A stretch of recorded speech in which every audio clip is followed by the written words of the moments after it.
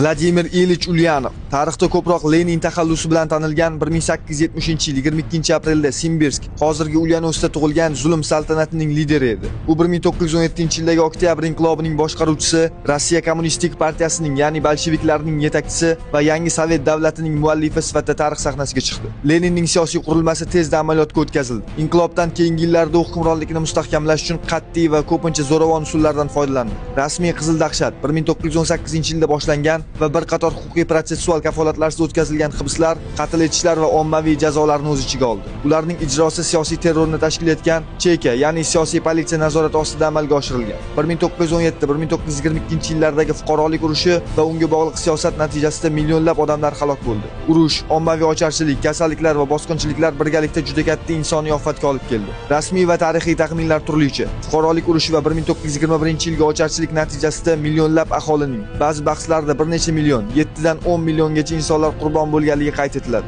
Aniq sonlar olimlar orasida kelishilmagan, ammo burchakda yotgan dalillar odamlarning ommaviy halokati borligini tasdiqlaydi. Lenin ichki siyosatda urush kommunizm yo'lini boshlab, iqtisodiy nazorat, milliylashtirish va qishloq xo'jaligini majburan taqsimlash kabi choralarga o'tdi. Bu chora vaqtlarida markaziy hokimiyatning qattiq aralashuvi, mahalliy strukturalarning buzilishi va nihoyat Markaziy Osiyo hududlarida ham katta ijtimoiy-iqtisodiy iz qoldirdi.